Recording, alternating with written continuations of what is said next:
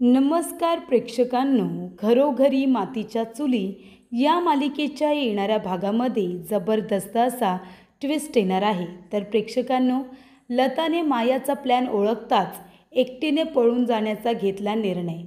त्याचबरोबर प्रेक्षकांनो, इथे आता जानकी, ऋषिकेश, त्याचबरोबर सौमित्र आणि इन्स्पेक्टर पवार यांची टीम संपूर्णपणे सगळेजण एकत्र येऊन लताचा शोध घेत असतात। आणि तेव्हाच प्रेक्षकांनो, पळून जाणारी लता जानकीला धडकते आणि इथे आता कन्स्ट्रक्शनच्या बाजूलाच इथे जानकी आणि लताची भेट झालेली असते। तर प्रेक्षकांनो, इथे आता ऐश्वर्याने जो काही ऋषिकेश बरोबर लग्नाचा घाट घातलेला असतो तो तिचा प्लॅन पूर्णपणे आता फ्लॉप झालेला असतो। तर प्रेक्षकांनो, येणाऱ्या भागामध्ये कशा पद्धतीने या गोष्टी घडत जातात आपण सविस्तरपणे बघूया।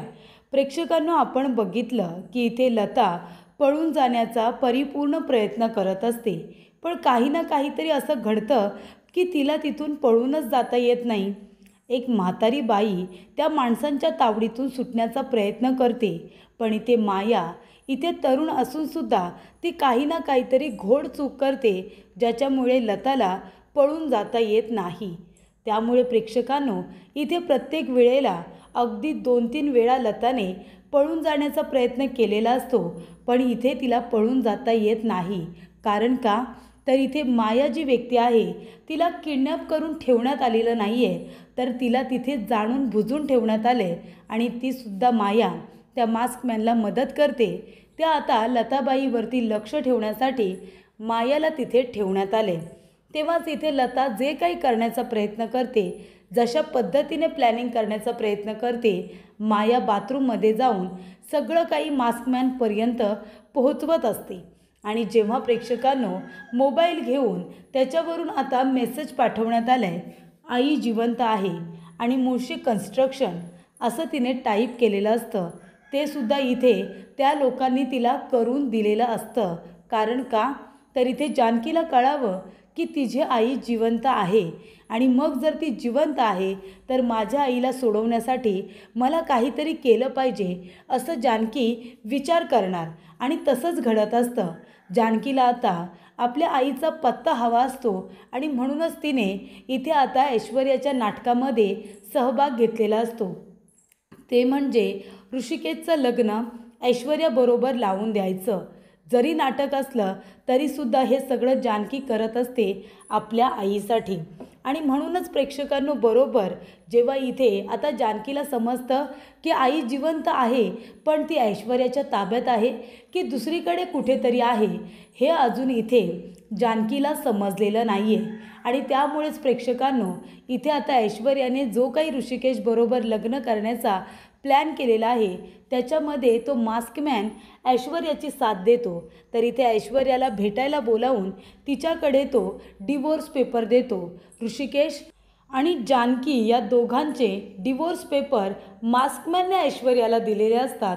ऐश्वर्या म्हणते, पण तुम्हाला इतकी घाई काय त्या दोघांना एकमेकांपासून वेगळं करायची? तेव्हा मास्कमॅन म्हणतो, तुला काय करायचं आहे? जास्त प्रश्न विचारायचे नाही, मी जेवढं सांगतोय तेवढंच तुला करावं लागणार आहे। त्यामुळे प्रेक्षकांनो, इथे आता मास्कमॅन ऐश्वर्याला सुद्धा सत्य सांगत नाही, तो फक्त एवढंच म्हणतो की शत्रूचा शत्रू हा आपला मित्र असतो आणि म्हणून मी तुझी मदत करतोय, कारण जानकी माझी शत्रू आहे। तर प्रेक्षकांनो, हा जानकीचा तो भूतकाळ आहे जे भूतकाळामध्ये जानकी आणि त्या व्यक्तीचं एकतर भयंकर भांडण तरी झालं असेल, नाहीतर त्यांच्यामध्ये कॉलेजमध्ये वगैरे असताना काहीतरी दुश्मनी आली असावी आणि त्याचा राग काढण्यासाठी, त्याचा वचपा काढण्यासाठी इथे जानकीचा भूतकाळ ऐश्वर्याला मदत करतोय। त्यामुळे प्रेक्षकांनो, इथे आता ऐश्वर्या डिवोर्स पेपर घेऊन येते आणि जानकीला म्हणते की तुला या डिवोर्स पेपरवरती आता सही करायची आहे। जानकी टेन्शनमध्ये येते। जानकी म्हणते, अरे बापरे, म्हणजे ऐश्वर्या तर पूर्णपणे तयारीतच आहे, डिवोर्स पेपर काय घेऊन आली आहे। आता जर ह्या डिवोर्स पेपरवरती मी सही केली तर ती ऋषिकेश बरोबर कायद्याने लग्न करेल आणि मग मला काही करता येणार नाही। तेव्हा प्रेक्षकांनो, इथे आता सगळेजण जेवायला बसलेले असतात आणि तेव्हाच इथे ऐश्वर्या डिवोर्स पेपर दाखवणार असते। तर एका बाजूला लता मायाला सांगत असते की आपल्याला पुन्हा एक प्लॅन करायचा आहे, आपल्याला इथून पळून जाण्याचा प्रयत्न करायचा आहे आणि माया ही सगळी माहिती मास्कमॅनला देत असते। त्यामुळे प्रेक्षकांनो इथे आता पोलिसांनी शोधाशोध सुरू केलेली असते, कारण ऋषिकेशने इन्स्पेक्टर पवार यांना तो नंबर दिलेला असतो, जो नंबरवरून इथे आता लताने जानकीला मेसेज केलेला असतो, तिला फोन केलेला असतो। तो नंबर आता डायल केल्यानंतर तो बंद येतो, पण तो नंबर ट्रेस करण्याचा प्रयत्न करण्यात येतो आणि तो नंबर जेव्हा ट्रेस केला जातो तेव्हा मुळशीमध्ये एका ठिकाणी जिथे कन्स्ट्रक्शन साईट आहे त्याच्या बाजूला तयार झालेल्या बिल्डिंग आहेत आणि त्याच बिल्डिंगमध्ये लताला ठेवण्यात आलं असेल असा इन्स्पेक्टर पवार यांचा संशय असतो आणि ही गोष्ट आता मास्कमॅनपर्यंत पोचते, कारण ती माहिती मायाने दिलेली असते। त्यामुळे प्रेक्षकांनो आता आपण लवकरात लवकर लताला तिथून दुसरीकडे कुठेतरी शिफ्ट केलं पाहिजे असं इकडे आता मास्कमॅनचं म्हणणं असतं। त्यामुळे प्रेक्षकांनो जानकी तर पूर्णपणे टेन्शनमध्येच असते। जानकीला कळतच नसतं की काय करावं, कारण तिची आई घरामध्ये नाही आहे, ती ऐश्वर्याच्या ताब्यात आहे की दुसरीकडे कुठे आहे ते काहीही आता जानकीला कळत नाही आहे। ती आता वेड्यासारखी फक्त इथे एकच प्लॅनिंग करते की ऐश्वर्याला जे हवं आहे तसं आपण वागूया, निदान नाटक तरी करूया आणि तिच्याकडून माझ्या आईचा पत्ता मिळवूया। माझी आई एकदा का ताब्यात आली ना की आपण मग या नाटकावरती लगेचच पडदा टाकू। तेव्हा ती इथे सारंगलासुद्धा समजावते की आताच तुम्ही ऐश्वर्याला काही बोलू नका, कारण तिने आपल्या सगळ्यांना वेठीस धरले, कारण माझी आई तिच्या ताब्यात आहे आणि मला माझी आई हवी सारंग भाऊजी असं जानकी म्हणते आणि सारंगलासुद्धा ती सत्य सांगू देत नाही, ऐश्वर्याला थांबून घेते। तेव्हा प्रेक्षकांनो इथे आता ऐश्वर्या डिवोर्स पेपर घेऊन येणारच असते आणि त्यानंतरला इथे लताबाईलासुद्धा शिफ्ट करण्याचा प्लॅन सुरूच असतो। तेव्हा इथे ऐश्वर्या म्हणते, जानकी हे घे डिवोर्स पेपर, याच्यावरती सही कर। हे बघ, कायद्याने जोपर्यंत पहिली बायको डिवोर्स देत नाही तोपर्यंत दुसरं लग्न करता येणार नाही, तेव्हा तू डिवोर्स पेपरवरती सही कर ना। तेव्हा जानकी म्हणते, अजिबात नाही, काहीही झालं तरीसुद्धा मी डिवोर्स पेपर साईन नाही करणार आहे ऐश्वर्या। तेव्हा ऐश्वर्या म्हणते, मला माहितीच होतं। काय गं जानकी, तुला काय मी वेडी वाटले का, मूर्ख वाटले का तुला? म्हणजे तू इथे नाटक करतेस ते कळत नाही की काय मला? म्हणजे तू इथे दाखवतेस की तुला आणि या लग्नापासून काही प्रॉब्लेम नाही आहे, तू माझ्या आणि ऋषिकेशच्या लग्नाला परवानगी दिलीस असं तू फक्त दाखवतेस, पण खरं तर तुला ते मान्यच नाही आहे। नाटक चालले ना तुझं, फक्त हे नाटक आहे ना? तेव्हा जानकी म्हणते, कसलं नाटक गं ऐश्वर्या, का नाटक करते मी? तुला माझ्या भरलेल्या संसारात यायचं आहे, तुला ऋषिकेश बरोबर लग्न करायचं आहे, मी दिली आहे ना परवानगी, पण तू म्हणशील की डिवोर्स पेपर साईन कर आणि मग कायद्याने तू मला या घरातून काढशील, असा जर तुझा प्रयत्न असेल ना तर मी तसं कधीच होऊ देणार नाही। तुला लग्न करायचं असेल तर कर, माझी परवानगी आहे, पण जर तू म्हणशील की डिवोर्स पेपर साईन कर ते मी कधीच करणार नाही। तुला काय मी मूर्ख वाटते का? काहीही झालं तोपर्यंत तू माझ्या आईचा पत्ता मला सांगत नाही ना, तोपर्यंत मी ह्या डिवोर्स पेपरवरती सही करणार नाही। तू मला सांग माझी आई कुठे आहे, तेव्हाच मी या डिवोर्स पेपरवरती सही करेन, तोपर्यंत नाही, असं जानकीसुद्धा स्पष्टपणे ऐश्वर्याला सांगते। तेव्हा प्रेक्षकांना सुमित्रा म्हणते, काय ऐश्वर्या, तुला माहिती आहे का जानकीची आई कुठे आहे? तेव्हा ऐश्वर्या लगेच घाबरते आणि म्हणते, नाही आई, मला तर माहितीच नाही आहे हिची आई कुठे आहे, मला काय माहिती कुठे आहे तिची आई? काय गं जानकी, वेड्यासारखी काही काय बोलतेस? तेव्हा जानकी म्हणते, नाही माहिती ना तुला, मग तू सुद्धा शोध आमच्याबरोबर माझी आई कुठे आहे ते, आणि जोपर्यंत मला माझी आई भेटत नाही ना तोपर्यंत डिवोर्स पेपरवरती काय मी कुठेही सही करणार नाही, कळलं का तुला? तेव्हा प्रेक्षकांनो इथे आता जानकीने स्पष्टपणे सांगितलेलं असतं की मी नाही डिवोर्स पेपर साईन करणार, कारण तिला ऐश्वर्याचा प्लॅन कळलेला असतो। डिवोर्स पेपरवरती सही केली की मग कायद्याने आमचा डिवोर्स होईल, मग ही ऐश्वर्या मला घरातून बाहेर काढेल आणि माझ्याच नवऱ्याबरोबर लग्न करेल आणि या घरामध्ये राज्य करेल, हे बरोबर जानकीला माहिती असतं। आणि मग महत्त्वाची गोष्ट म्हणजे आईचा पत्तासुद्धा देणार नाही, माझ्या आईला मारून टाकायलासुद्धा मागे पुढे बघणार नाही ऐश्वर्या, हे जानकीला माहिती असतं, म्हणून ती काही डिवोर्स पेपर साईन नाही करत। ऐश्वर्याला ती तोंडावरती बोलते की अजिबात करणार नाही डिवोर्स पेपर साईन, लग्न करायचं आहे ना, लग्न केलंच तर कर। त्यानंतर प्रेक्षकांनो इथे आता ऐश्वर्या म्हणते की ही जानकी सहजासहजी काही सही करणार नाही आहे, मलाच आता काहीतरी करावं लागेल। आणि तेव्हा प्रेक्षकांनो जानकी म्हणते, ऋषिकेश, मला भीती वाटते या सगळ्याची, ह्या जानकीने आत्तापर्यंत खूप संकटं बघितली, प्रत्येक संकटाला मी सामोरं गेले, पण हे माझ्याने होणार नाही आहे. माझ्या नवऱ्याचं त्या ऐश्वर्याबरोबर लग्न कधीच शक्य होणार नाही. पण मला भीती वाटते ऋषिकेश, नाटक करता करता तिने जर खरोखर तुम्हाला माझ्यापासून दूर केलं तर? तिने खरोखर तुमच्याबरोबर लग्न केलं तर माझ्याने हे सहन होणार नाही. तेव्हा ऋषिकेश म्हणतो, जानकी हे काय बोलतेस तू? असं अजिबात होणार नाही आहे, कळलं तुला? मी तुझ्याशिवाय तिच्याबरोबर लग्न करेन, त्या ऐश्वर्याबरोबर. असं खरंच वाटतं तुला? हे कधीच शक्य होणार नाही आहे. आपल्याला हे नाटक थांबवावं लागलं ना तरीसुद्धा मी थांबवेन, पण मी त्या ऐश्वर्याबरोबर कधीच लग्न करणार नाही, असं ऋषिकेश स्पष्टपणे जानकीला म्हणतो. जानकी, काहीही झालं ना तरीसुद्धा त्या ऐश्वर्याबरोबर लग्न अशक्य.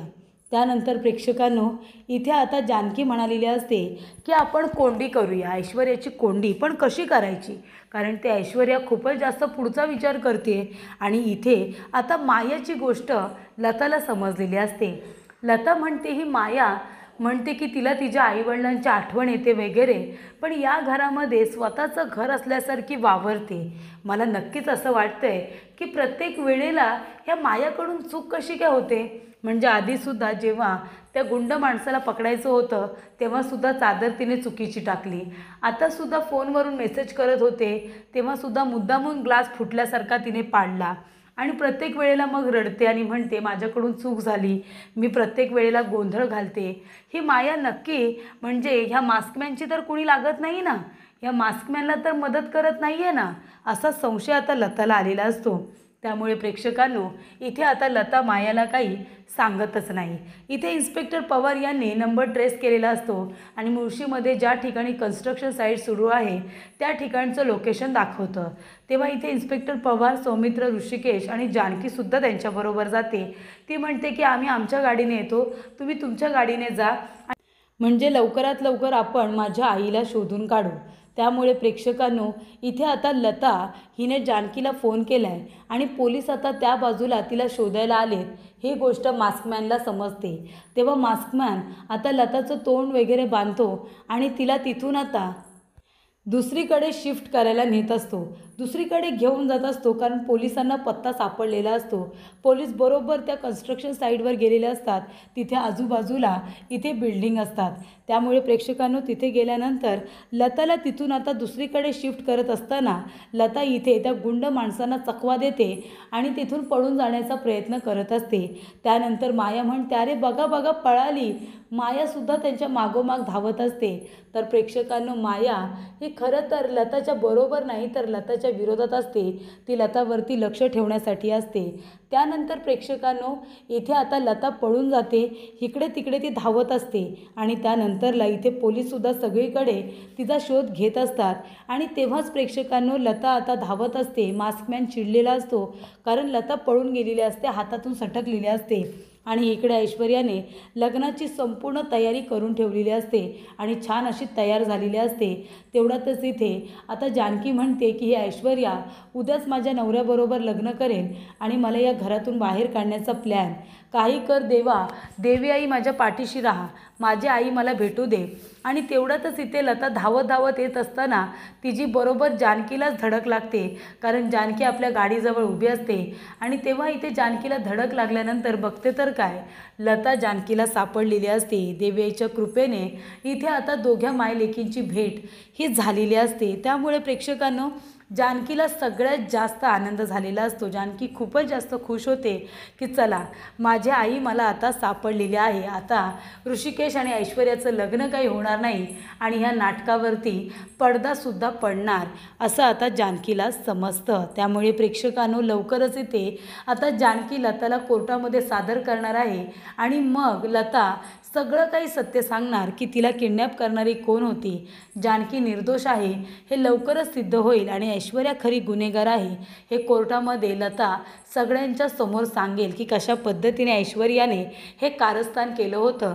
तर अशा चारही बाजूने आता जानकीने ठरवल्याप्रमाणे ती ऐश्वर्याची कोंडी करणार आहे. तर प्रेक्षकांनो, येणाऱ्या भागामध्ये कशा पद्धतीने इथे आता जानकी, ऋषिकेश, सौमित्र, अवंतिका, प्रॉपर्टीचे पेपर, त्याचबरोबर सारंग, लता हे सगळ्या बाजूने आता ऐश्वर्या मधल्यामध्ये तिची कोंडी तर होणारच ना. सगळेजण आहेत ते ऐश्वर्याच्या विरोधामध्ये. सगळे रणदिवे येऊन ऐश्वर्याला तिच्या पापाची, तिच्या गुन्ह्याची शिक्षा मिळवून देणारच आणि तिची रणदिवेंच्या घरामधून हक्कलपट्टीसुद्धा करणार हे निश्चितच आहे.